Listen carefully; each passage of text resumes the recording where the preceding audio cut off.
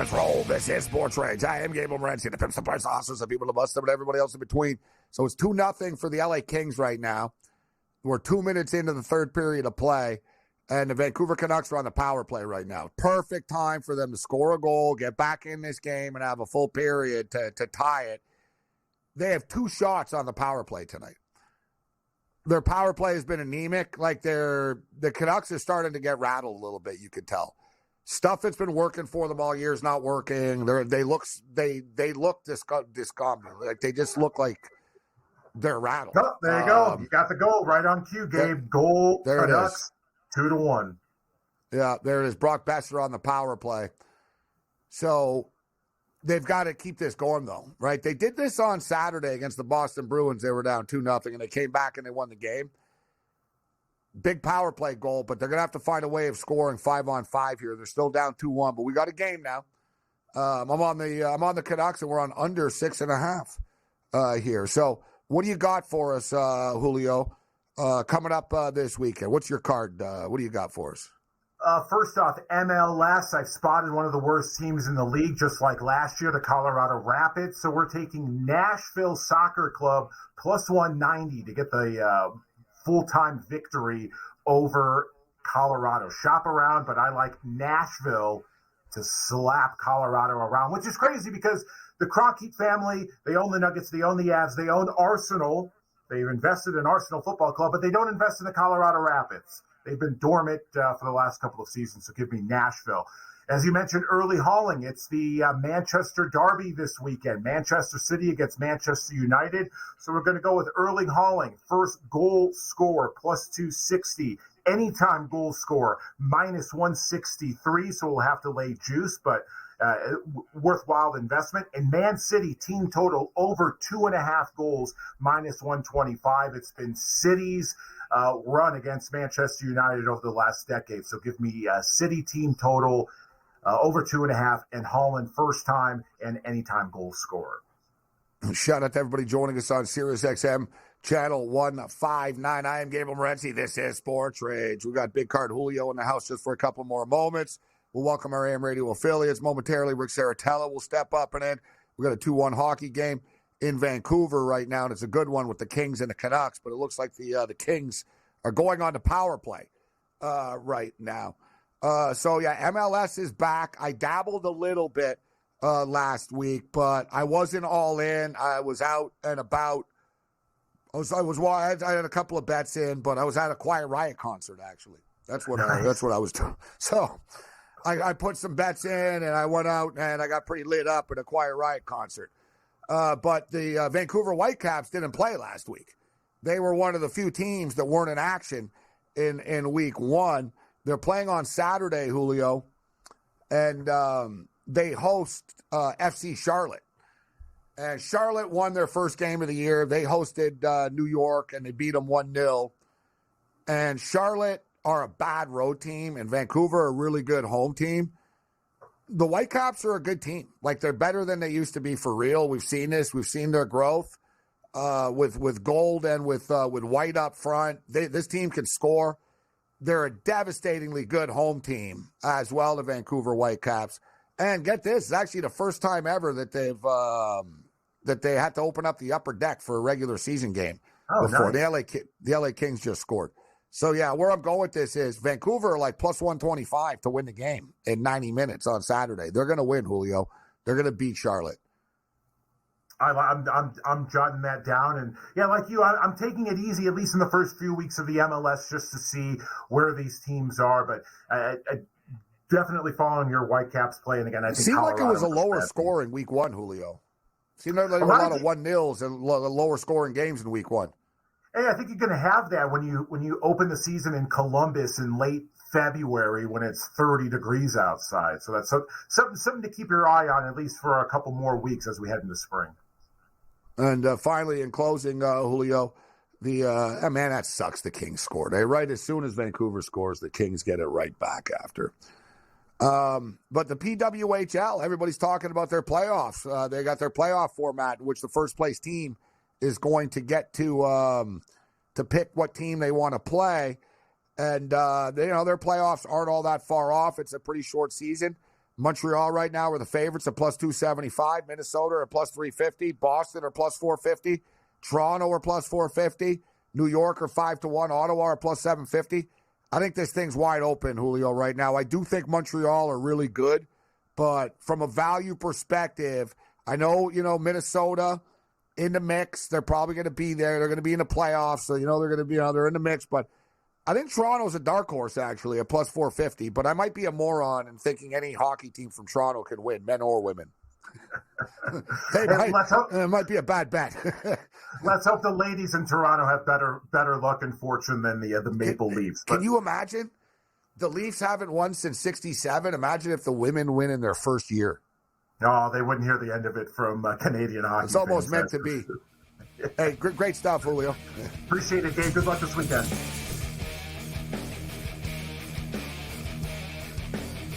Let's roll. Level 3 has begun. This is Sports Rage. I am Gabriel Morency. The pimps, the players, the hustlers, the people to bust them, and everybody else in between. Let's do this thing.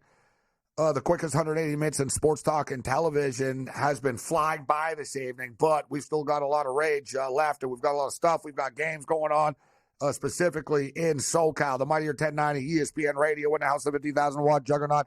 The Lakers came back last night and beat the Clippers. Tonight, they're getting all that they can handle from the Washington Wizards right now. 88-85 for the Lakers late in the third quarter of play. There's 3.5 minutes left to be specific.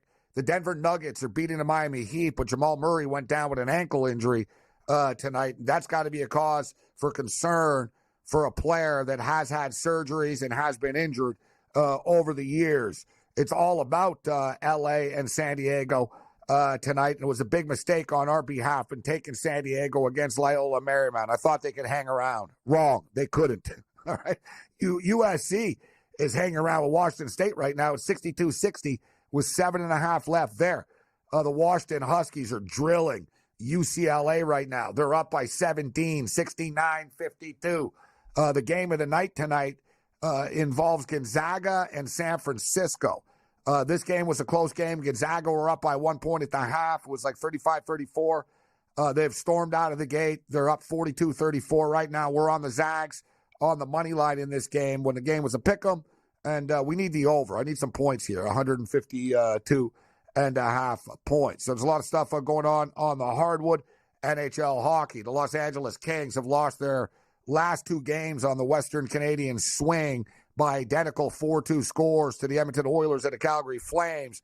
They're currently leading the Vancouver Canucks right now 3-1 with 13 minutes left in this hockey game. Shohei Ohtani got married, but unlike Travis Kelce, we don't know everything that he does in his personal life. And that's the way that we like it. Congratulations, Shohei Ohtani, and to the anonymous, normal, average Japanese woman. This is Sports Rage.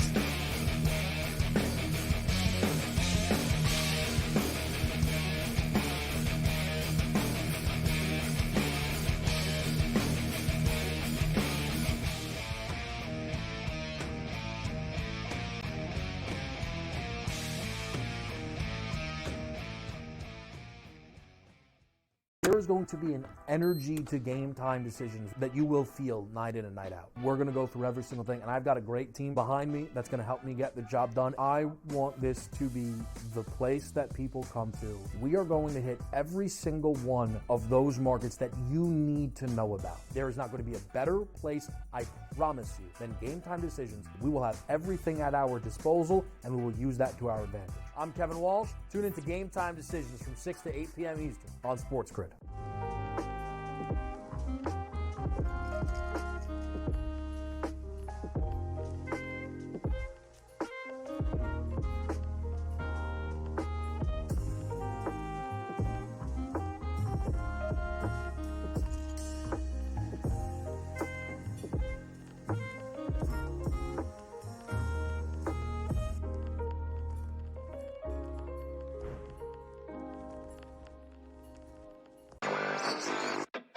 It's rare in this day and age of the NBA to, miss one player and have the wheels fall off. They're kind of hanging on to one of those final play-in tournament positions in the Eastern Conference. And there are teams like the Nets and the Bulls and the Raptors who are right in that same vicinity, who now they're looking and saying, well, if the Hawks are without a player like Trae Young, and we talk about how important he is, averaging over 26 points. Newswire, only on SportsGrid. Watch the final seconds of Illinois and Penn State, and by Dave's reaction, you think you know what happened there. How about that, Dave?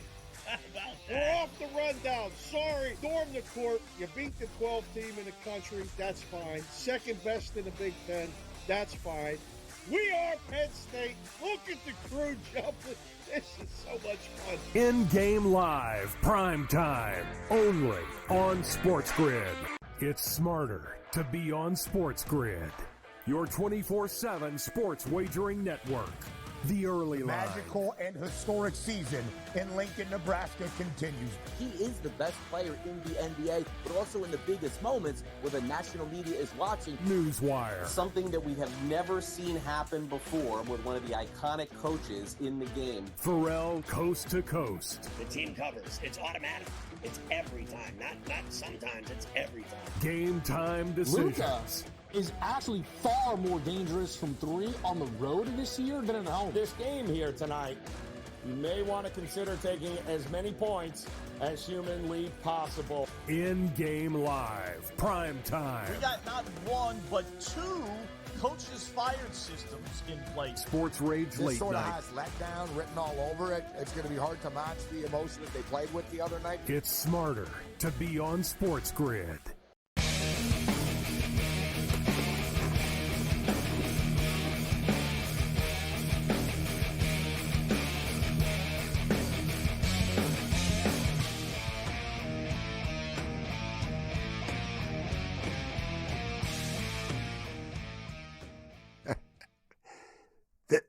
This is SportsRage. I am Morency. Let's do this thing. We're at level 3 right now. So let's get everybody caught up to date. There's a lot of stuff going on. I got a lot of action, so I'm assuming that you guys do too right now. One game that we hit, you guys know I'm a mark. I'm a sucker for these in-game overs. But UCLA and Washington, number one, Washington are great offensively. They don't play defense.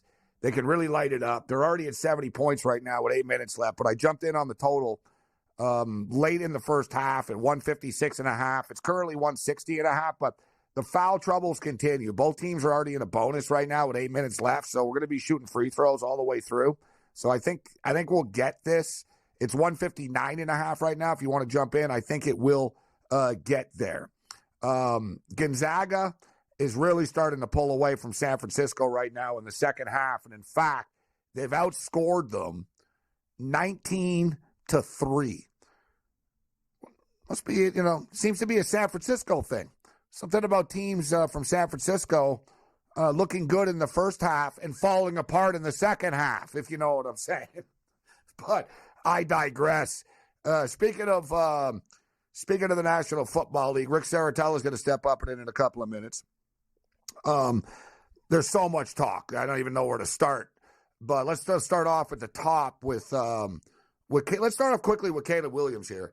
And it's amazing. It's funny how this process works. Like, for the last year or 2 years, it's been this heavy anticipation for Caleb Williams to get to the National Football League. And now that he's here, there's this heavy sort of, let's just try to tear him apart somehow. He was too emotional. He cried after a loss. He doesn't want to play in Chicago. Oh, wait, no, he never said that. Everybody else said that. And he said this week, no, I don't have a problem playing in Chicago. Right? Like, people project, right? People are projecting things onto him. He never said once. Did he ever say once ever that he didn't want to play in Chicago? No. Right? All people around him say, right.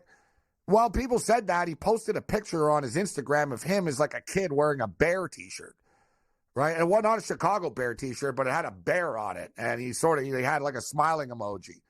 And I thought he had a great answer. He said, if Chicago takes me, I'll be excited. And he goes, if somebody else takes me, I'll be every bit as excited. He said, wherever I end up, I'm going to be excited. I don't know, like people try to create controversy and this and that, but Justin Fields is getting dealt. The question is, where is he going to get dealt? And I tell you this all the time, guys. I love betting on the draft. I love betting on like free agent speculation and or like player props, where they're going to end up on what team. Hell, they had Ohtani, man, at like plus money at one point for the Dodgers. We all knew he was going to be a Dodger. And we all know that Fields not going to be a Falcon. So the question, or a Bear, the question is where he's going to end up. And everybody has him going to the Atlanta Falcons. I don't buy it. You know, why? Why? Because you project that? Because they need a quarterback? They could have drafted Justin Fields. They didn't. Word out of Atlanta is that they're thinking about they want a new quarterback to mold. They want their own guy. That they're aggressively like looking at the draft for their quarterback. So I don't think, like I said, everybody thinks he's going to end up with Atlanta. As a betting man, you know, I said at plus 400 2 weeks ago when I told you that, it was a good number. It's all about getting plus money. So for the record, I took J.J. McCarthy at 10-1 to go 8 to the Atlanta Falcons. J.J. McCarthy to the Falcons. I don't think that Justin Fields is going to be a Falcon. I think Justin Fields could be a Pittsburgh Steeler. I think Justin Fields could be a Las Vegas Raider. Adam Kaplan was on today with Scott Farrell. Let's see what they were saying about the situation. The word around the league is a second-round pick, a good second-round pick, could probably get it done. Now, I know a lot of people are talking about the Falcons. Let me straighten something out here, and I'm not saying he's not going to go there. I know there's some odds makers who have made them the favorite. Zach Robinson, who's now their offensive coordinator, is calling plays for the first time in his career. He's worked with the Rams exclusively with two drop-back quarterbacks, Jared Goff and Matthew Stafford. He's not worked with a guy like Justin Fields. It's not a great fit. They're running an old-school West Coast offense. So Justin Fields, to me, is a guy that needs a lot of coaching. We know you and I have talked about this now for 3 years with this kid. Very, very gifted. No one's challenging his arm strength. He's got that. You know he can move, but he's not a precise passer. His problems, I'm told, closing games. He's not great in the fourth quarter. And, look, beauty's United beholder. He needs a lot of coaching. And, by the way, you know, people are talking about the Raiders. Luke Getsy coached him for 2 years. That didn't go very well. Let's call it like it is. Very inconsistent. So there's no clear favorite right now, no matter what's out there. I still think they're going to find a suitor. In fact, by the way, Justin Fields is under contract here. The thing is they need to move him because we know they're drafting a quarterback. I mean, the Bears know what they're doing. They're going to draft a quarterback. So the bottom line is they want to move Fields as soon as possible. But they're not, as Ryan Pohl said, their GM, they're not in a rush to do it. But I could tell you they're going to know who's interested here. This is why this is the way it works, Scott. You find out who wants in, and you develop those talks as we get closer to free agency. And we did not know what Adam and Scott were going to say in this clip. And basically, Kaplan just said everything that I was saying about Atlanta not, you know, just because the odds makers, and the odds makers don't know anything. The odds makers only go by what the public wave of opinion is. That's why we always talk about you got to grab these plus money opportunities when you can. I can't promise you that J.J. McCarthy is going to end up going to the Atlanta Falcons. But I'll tell you what, all it'll take is a couple of media reports and a couple of, you know, rumors about him going to Atlanta, and then suddenly he's plus 300, he's plus 250, he's not 10-1, he's not plus 1,000 anymore. This market is just so fluid. You have to, you know, we hit refresh a couple of times a day, and the odds change. I think, like I said, you know, Atlanta, we know Atlanta want a quarterback, and I think Kaplan just spelled it out there right now. Justin Fields is good, but he's going to make money, and do you want to make him your starting quarterback? Is he going to take you to that next level? And or do you want to go with a rookie quarterback on a rookie contract that allows you to bolster the roster more? And that's kind of the you know, the theme. Something he said interesting too about Robinson as far as the offensive coordinator. He said, like, you know, being a Sean McVay guy, what kind of quarterback does he like? Well, Jared Goff and Matthew Stafford, right? Very quick sort of drop back, accurate, quick, you know, get the ball out. That's J.J. McCarthy right there. Right. And there's no secret as well that the Rams like J.J. McCarthy, but he's not going to be there when they're going to be drafting. I'm buying in a lot, actually. I really do. I think J.J. McCarthy would be a great fit with that football team. He can hand the ball off to Robinson. He can run some play action. He's the perfect quarterback for the Atlanta Falcons. And it's, like I said, it's 10-1 right now. I put a play in. Hell, you put $50 on it, you get $550 back. You know, you put 100 on it, you're getting 1,100 back. And with these draft props, you don't have to hit them all, right? We just have to hit a couple of them at these big plus money plays. The other one that's intriguing me now is Michael Penix. Michael Penix to the Seattle Seahawks. You know, Geno Smith is not the long-term answer. Michael Penix, of course, played in Seattle with the Washington Huskies, and the offensive coordinator of the Washington Huskies is now the offensive coordinator of the Seattle Seahawks. Now, McDonald's a defensive guy, so maybe they go defense with the pick, with the 16th pick. And the Seahawks have a bunch of picks, actually, so, you know, we'll dig in deeper. But I think Spencer Rattler is somebody to keep your eye on to the Seattle Seahawks. We're going to talk more NFL football. There's a lot of stuff to get to. Rick Saratella is going to step up, and a longtime scout, founder of the NFL Draft Bible, allaccessfootball.com will step up and in and kick it with us. And speaking of kicking it, Gonzaga are kicking it right now. Gonzaga are up 59-38 on the Dons with 12 minutes left in a statement game in the Bay. We told you they would have been better off in their home arena instead of playing in the Chase Center, whatever it's called.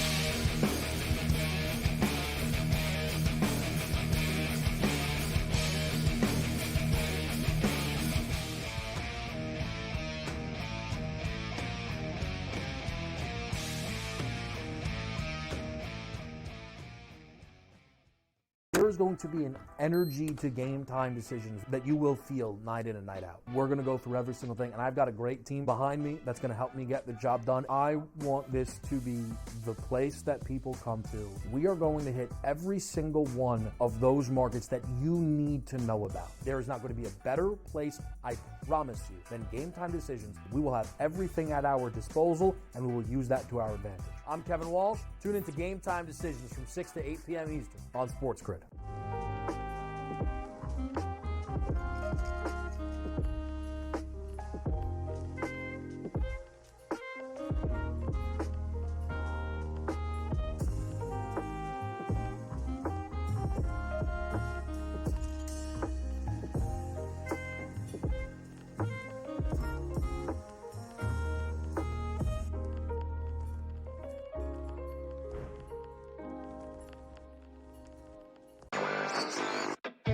It's rare in this day and age of the NBA to, miss one player and have the wheels fall off. They're kind of hanging on to one of those final play-in tournament positions in the Eastern Conference. And there are teams like the Nets and the Bulls and the Raptors who are right in that same vicinity, who now they're looking and saying, well, if the Hawks are without a player like Trae Young, and we talk about how important he is, averaging over 26 points. Newswire, only on SportsGrid.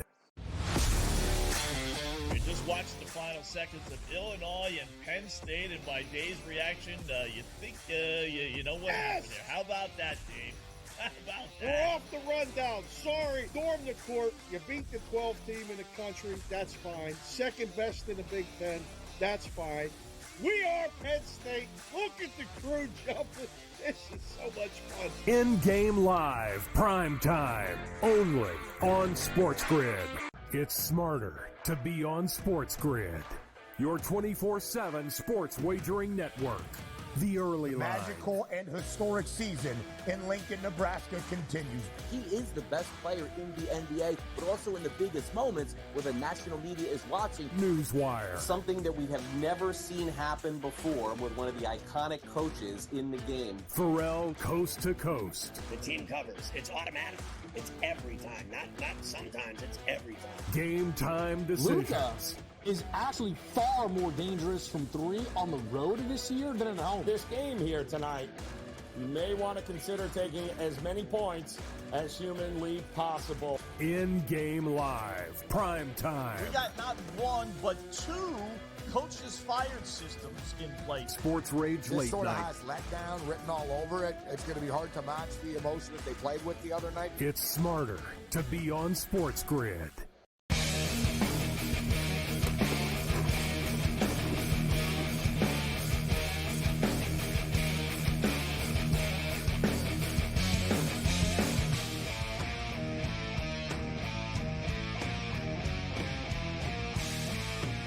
The Thursday Night Throwdown continues. This is SportsRage. I am Gabriel Morency. Let's do this thing. Countdown to the National Football League draft continues as well. We are now just 55 days away in the late night hours right now. Of course, the Combine has begun. The linebackers and defensive linemen hit the field earlier today. Let's bring in a man who's breaking it all down, and a man in which this is like his Super Bowl. People have Super Bowl parties. Rick Saratella has like NFL draft combine parties.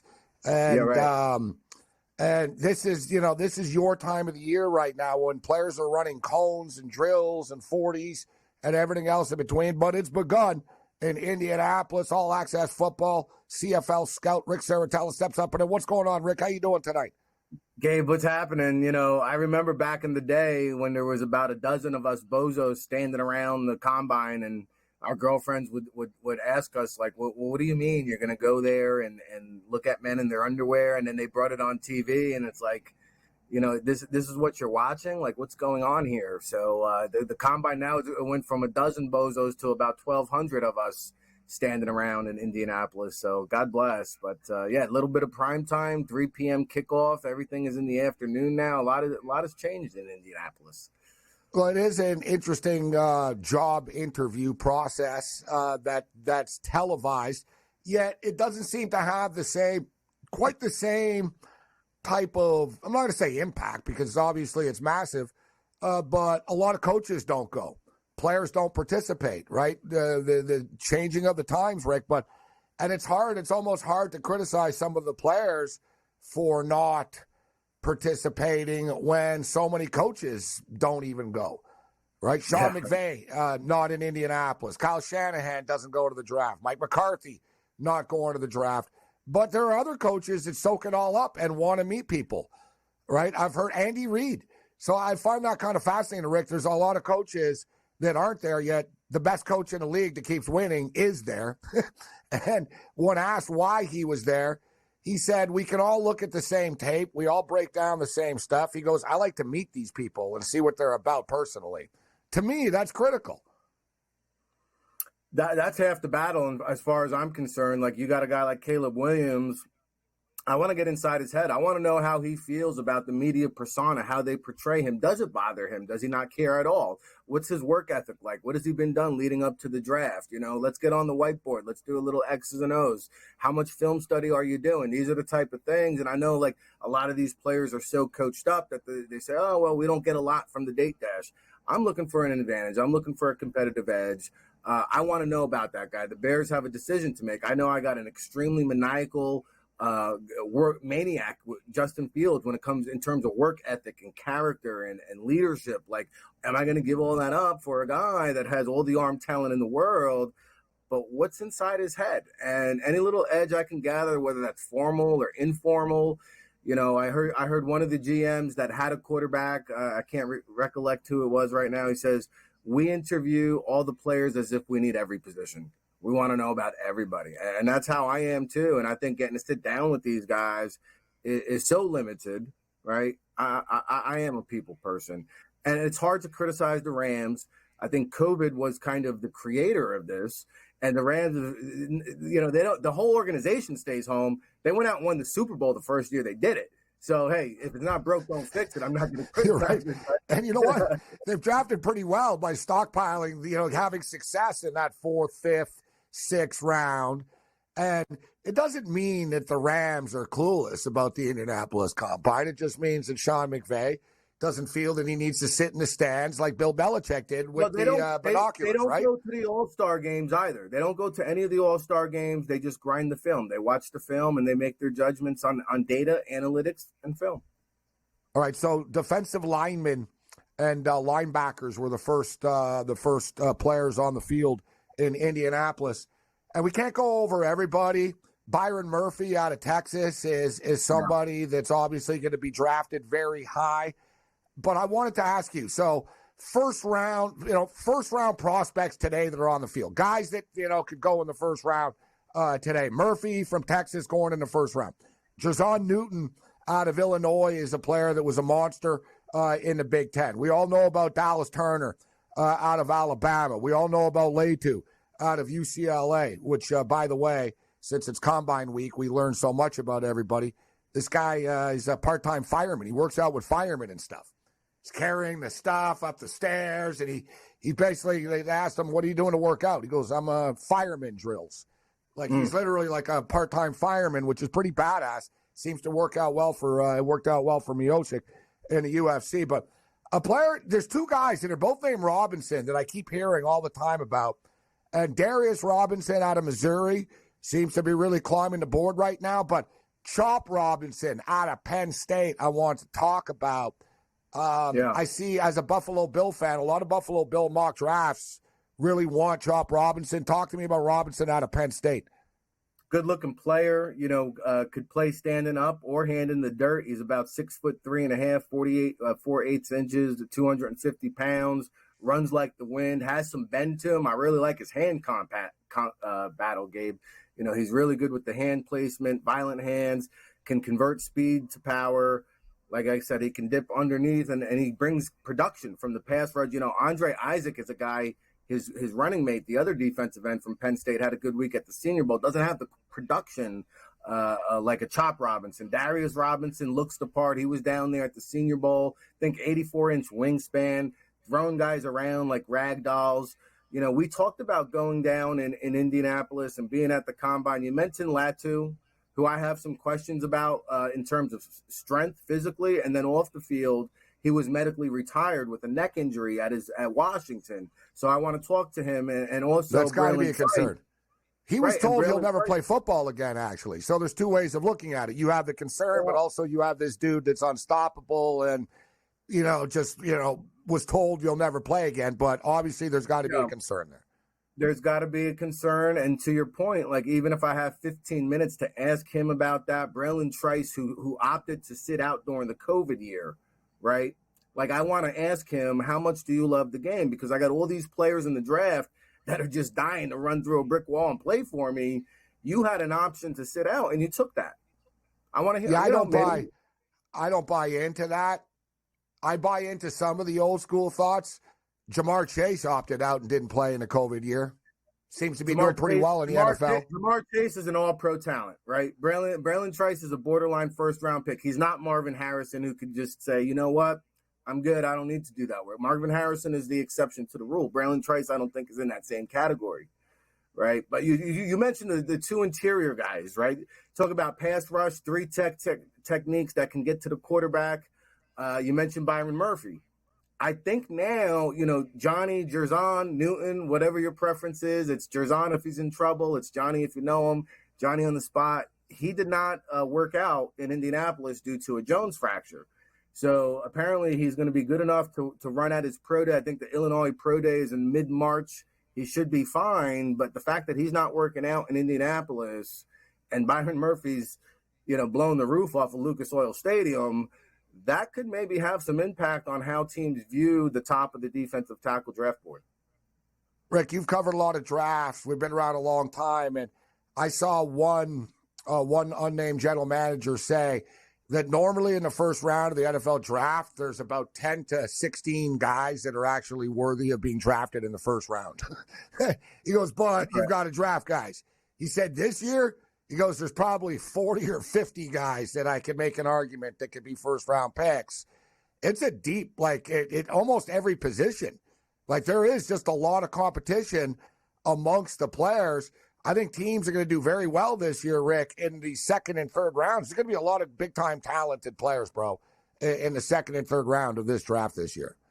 If you've been following my timeline, you've been seeing the question about sixth-year seniors and how big this draft class is. I mean, it's a lot of guys. And you're seeing now the impact of all those guys who stayed back a year, took advantage of that COVID season, and these super seniors, these 6-year seniors. I mean, there's a reason why there's not a lot of underclassmen. You got all these seniors who maximize their NIL money, and it's a big change in how you recruit guys, and also the DNA and the personality of a player now that's coming into the NFL and taking a pay cut. I should note there's like 18 of them from Michigan. Well, even I think. Well, we talked about it, I think, last week on the show. Like, I was at the Tropical Bowl, and there's a cornerback from, let's leave him unnamed, but he's not getting drafted. He made $150,000 in NIL. He thinks he's the greatest thing since sliced bread. You can't tell him nothing. Okay, it's like, dude, like you're like a tryout guy now, and if you make the team, like you're going to be making, not as much as maybe you were in college. I think it's a whole different dynamic.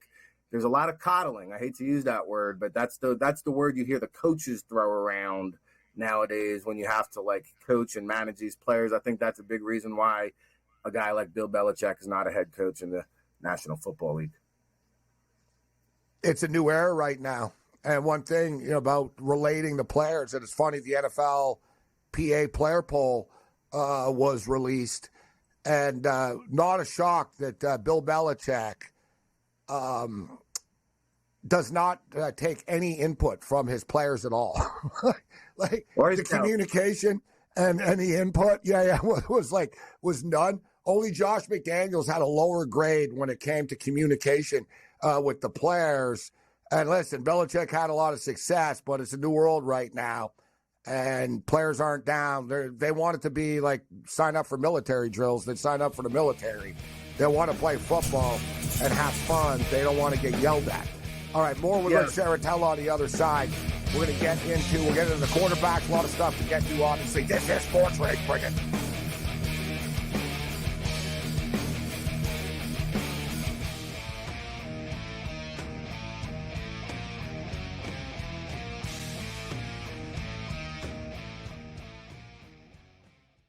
There is going to be an energy to game time decisions that you will feel night in and night out. We're going to go through every single thing, and I've got a great team behind me that's going to help me get the job done. I want this to be the place that people come to. We are going to hit every single one of those markets that you need to know about. There is not going to be a better place, I promise you, than Game Time Decisions. We will have everything at our disposal, and we will use that to our advantage. I'm Kevin Walsh. Tune into Game Time Decisions from 6 to 8 p.m. Eastern on SportsGrid.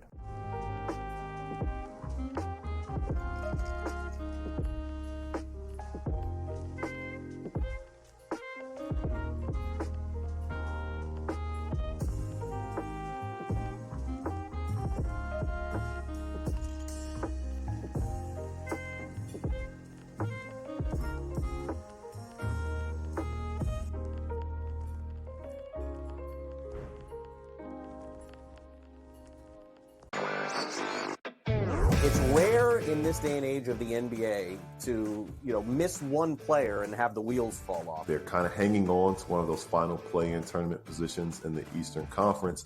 And there are teams like the Nets and the Bulls and the Raptors who are right in that same vicinity, who now they're looking and saying, well, if the Hawks are without a player like Trae Young, and we talk about how important he is, averaging over 26 points.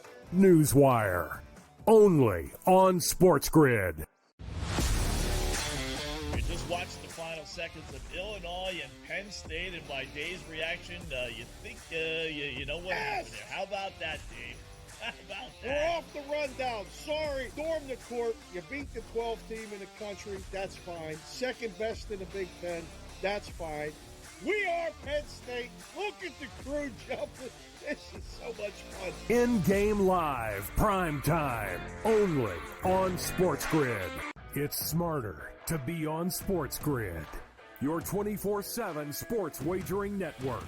The early line. Magical and historic season in Lincoln, Nebraska continues. He is the best player in the NBA, but also in the biggest moments where the national media is watching. Newswire. Something that we have never seen happen before with one of the iconic coaches in the game. Pharrell, coast to coast. The team covers. It's automatic. It's every time. Not sometimes. It's every time. Game time decisions. Luka is actually far more dangerous from three on the road this year than at home. This game here tonight, you may want to consider taking as many points as humanly possible. In-game live, prime time. We got not one, but two coaches fired systems in place. SportsRage This late sort of night. has letdown written all over it. It's going to be hard to match the emotion that they played with the other night. It's smarter to be on SportsGrid.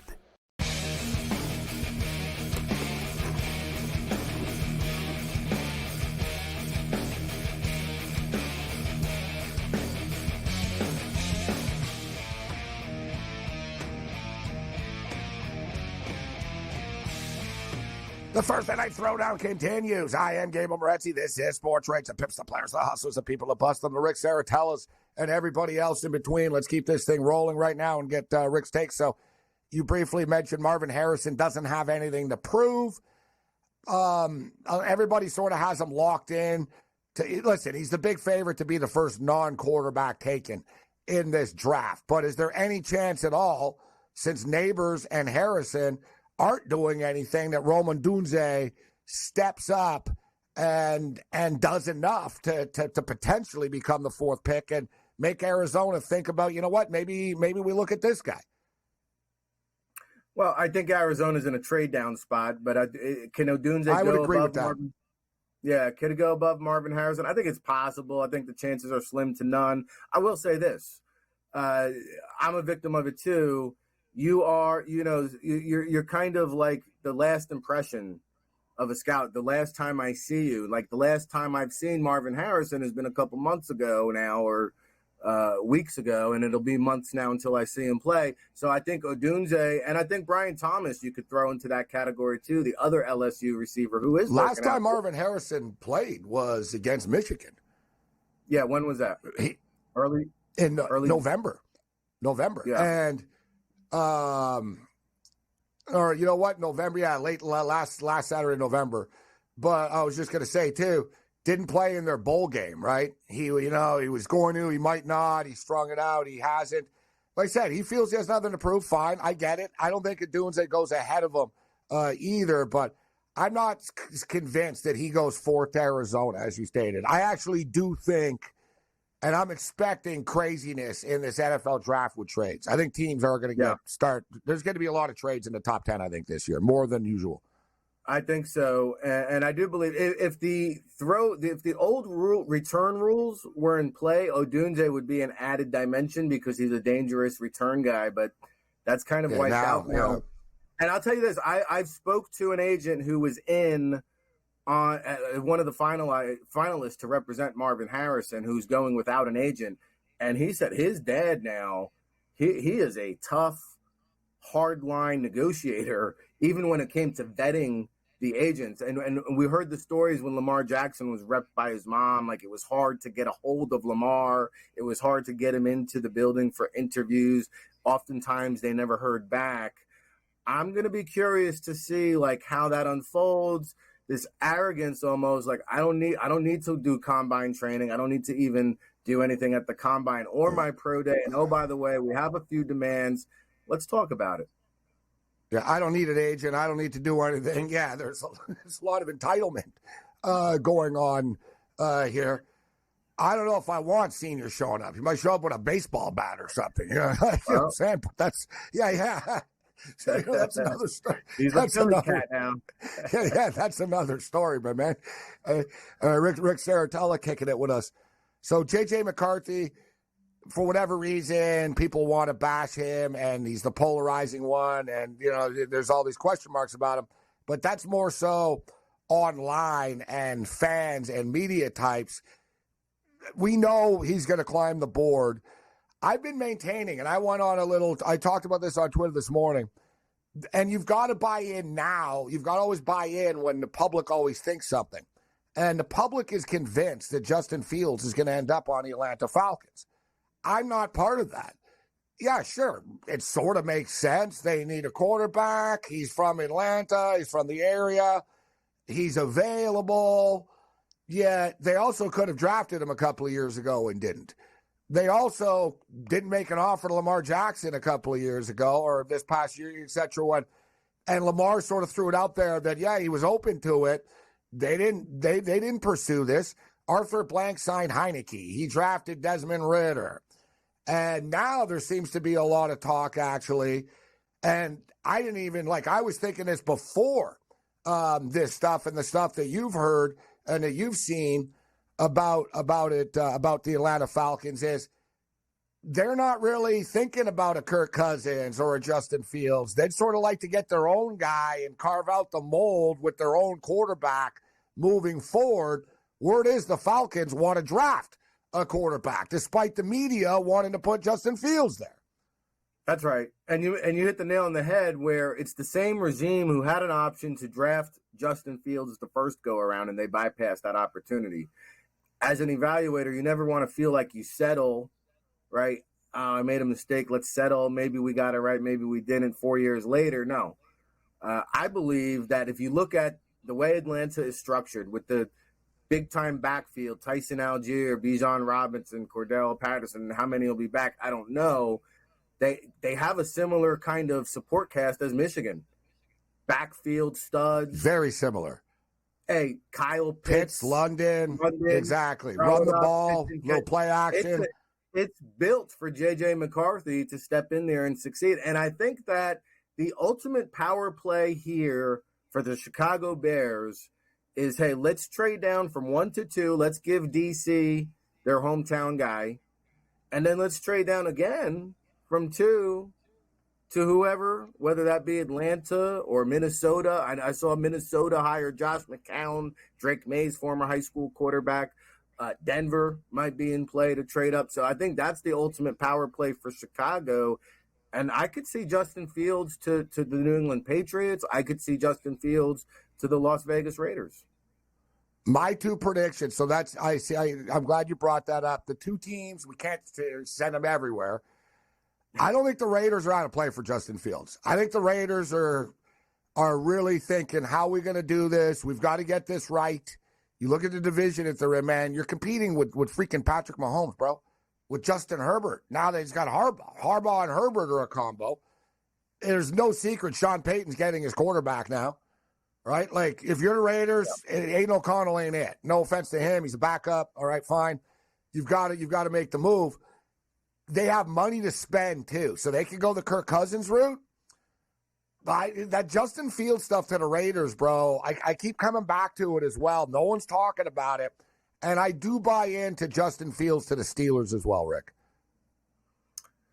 Yeah, I think it depends on how much cachet Mike Tomlin's going to have there with the Steelers. But now you're talking about you're bringing in 3. Rudolph, I think, was maybe early second, but you got Pickett's a first-round guy. Fields is a first.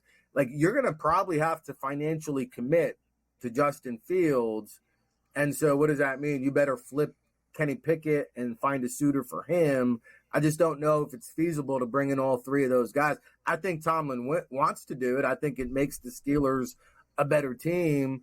I think Pittsburgh's kind of in this purgatory, though, with those 2 guys until they can shed one. Or, again, Russell Wilson is going to be owed a lot of money. There's some whispers that, you know what, maybe he would take the veteran minimum if the opportunity was right, just to put himself in a situation to succeed and maybe play on a 1-year veteran minimum type of deal to get another big payday after that. I think the same thing. It wouldn't shock me, Russell Wilson, Pittsburgh. My deal with that is he's not really better than everybody. You need to bring in a guy that's like, all right, listen, he's younger, but we're going with this guy over Pickett or whatnot. I get it. It even crossed my mind about Atlanta. Like, if they were like, you know what? He's a veteran. He can play within the system. We don't have to pay him that much. We won't have to give up anything for him. I sort of came up, the Raiders, same thing. I mean, Russell Wilson on the Raiders just feels like it's meant to be almost. Like, the Raiders love the older, washed-up quarterbacks. If you got a team like the Patriots, they have like so many needs, right? Like Bill Belichick is left covered there. You sign a guy like Wilson, then you trade down from 3 and you stockpile. You get some talent. Yeah. That's what I'm saying, Rick. It's so hard, bro. You do these mock drafts. There's going to be trades, man. I'm telling you, there's going to be trades this year. There's going to be teams that are open for business. that want to trade down. All right, we've only got a couple of minutes left here. Time's just flying by. Let me just throw this one to you, actually. What do you think of Michael Penix? Like, is he – I don't think he's a top 10. Is 16 too high for him to go to Seattle? Dude, it's the same offensive coordinator. You've got in Seattle here. So you've got Grubb, who's the Seattle Seahawks offensive coordinator. Geno Smith seems sort of like it's a one more year type of deal. They paid him the bonus. I don't think he's not the quarterback of the future. You have a new coach there. I don't really believe in drafting local just for the sake of it, but Michael Penix to the Seahawks at 16, is that crazy in your opinion? No, I don't think so. I think Michael Penix can be a successful quarterback at the next level, and you're talking about a system where they have a traditional pocket passing type of quarterback. They have a quarterback who's kind of used to being in a that's what I was thinking, Rick. Sorry, right? But if you like Geno Smith, then you kind of like Michael Penix. You could argue Penix is a better Geno Smith with a stronger arm, etc. Right?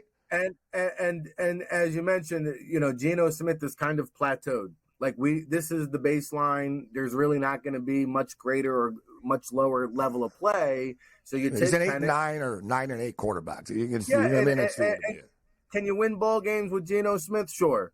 Are you winning playoff games with Geno Smith? Not so much. So bringing a guy like Penix, who has a track record of winning, groom him when he's ready. He is Geno Smith with hopefully a greater upside. I'm just thinking of him zinging it to Metcalf and to Lockett and these guys. Like he's got a zip on the ball, whether you can like the delivery or not. I know you and I don't have a problem with it because the ball gets there fast. It is just kind of awkward. Well, I'm curious to see those RPMs, right? I think McCarthy will surprise some people, but Penix, I think, is going to really do well for himself with that next-gen data. And I know my guy Brian Baldinger was behind the scenes at the Combine watching him warm up and get ready for the throwing portion of the Combine. I don't know. I'm a Michael Penix fan.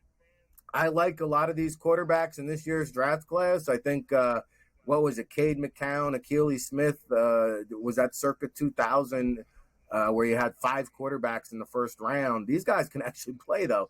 So I'm excited. We didn't even get to Spencer Rattler, who I think is going to do well in the NFL draft. So on the way out here, there's always going to be a couple of funny stories coming from the Combine and a couple of funny quotes. Texas Tech safety, Tyler Jones. This guy, man, for a safety, not a lot of safeties run like a 4.2, but he's talking about running a 4.2 here. For the record, pardon the pun, the record is, for the record, 4.22. John Ross in 2017 and Dante Stallworth in 2002, both banged off 4.22s. But with that being stated, he didn't go flat earth style. He says he doesn't really believe that space exists and that other planets exist. And the irony of this is, like, Texas Tech is, like, big into space stuff. It's actually one of the smartest schools. Like, so I guess he wasn't taking he wasn't taking rocket science. He doesn't believe in it. But he himself is a rocket at 4.22 speed. That's right. And that's legit, by the way, because 21.55 on the catapult at the East-West Shrine game, by far the fastest player amongst the All-Star games. Nobody was even close. So I think he does have a shot. We got to get out of here. Yeah, so people they're not going to care whether he thinks that Pluto or Mars exists. Somebody told me a long time ago, hey, Rick, we're not looking for fireboys over here. Can you help me win football games? Yeah. This is SportsRage. Bring it.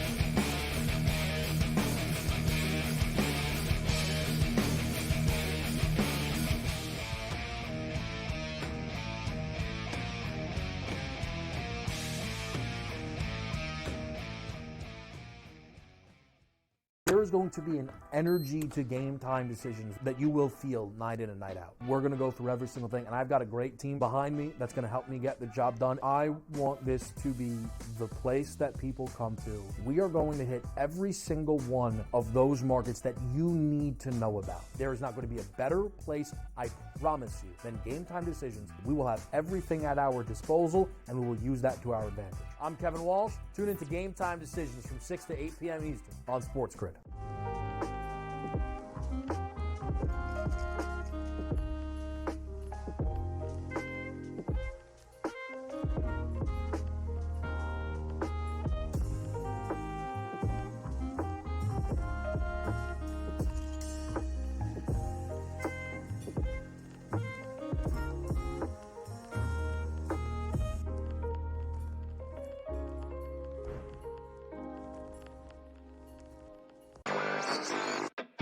It's rare in this day and age of the NBA to, miss one player and have the wheels fall off. They're kind of hanging on to one of those final play-in tournament positions in the Eastern Conference.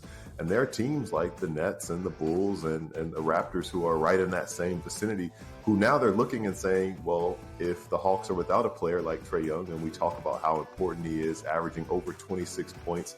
Newswire, only on SportsGrid. Watch the final seconds of Illinois and Penn State, and by Dave's reaction, you think you know what happened there. How about that, Dave? How about that? We're off the rundown. Sorry. Storm the court. You beat the 12th team in the country. That's fine. Second best in the Big Ten. That's fine. We are Penn State. Look at the crew jumping. This is so much fun. In-game live, prime time, only on SportsGrid. It's smarter to be on SportsGrid, your 24/7 sports wagering network. The early line. Magical and historic season in Lincoln, Nebraska continues. He is the best player in the NBA, but also in the biggest moments where the national media is watching. Newswire. Something that we have never seen happen before with one of the iconic coaches in the game. Pharrell, coast to coast. The team covers. It's automatic. It's every time. Not sometimes. It's every time. Game time decisions. Luka is actually far more dangerous from three on the road this year than at home. This game here tonight, you may want to consider taking as many points as humanly possible. In-game live, prime time. We got not one, but two coaches fired systems in place. SportsRage This late sort of night. has letdown written all over it. It's going to be hard to match the emotion that they played with the other night. It's smarter to be on SportsGrid.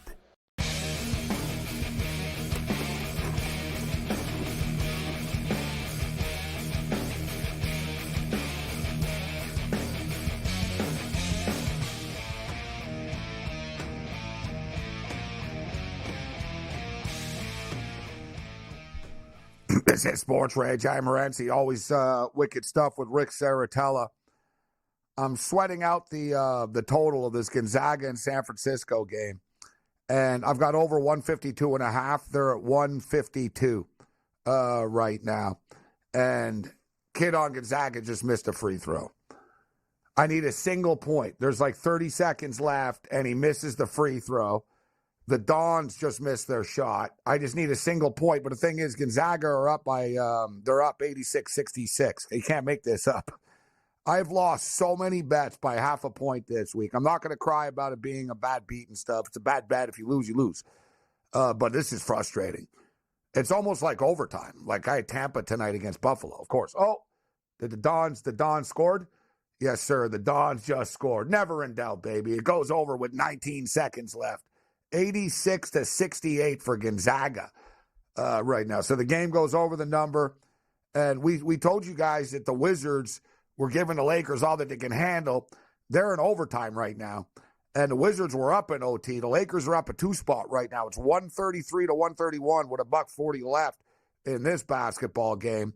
Of course, the Lakers coming off the big win against the Clippers last night. Letdowns can be real. St. Mary's, no letdown for St. Mary's tonight. They're pasting Pepperdine. It's 76-54, and I actually have over 136.5 in this game. And so where are we at here? We're at 130. I need 7 points. I need 7 points in 3 minutes. And if you tailed us, so do you. Logically, you figure put it this way. If you had the under, you'd be like, there's no way in hell they're not scoring 7 points in 3 minutes. But since we have the over, they'll probably score 6. You know what I'm saying? They'll score 6 on the way out here. So hopefully we can bank this on the way out. There's no guarantees at the end of this stuff. It's Brick City at the end of these college games. But great show tonight. Thanks to all of our guests. Tomorrow, Gamblu steps up and in. We're going to step into the octagon. F1 is back. College basketball. Other than that, you're on your own. Later.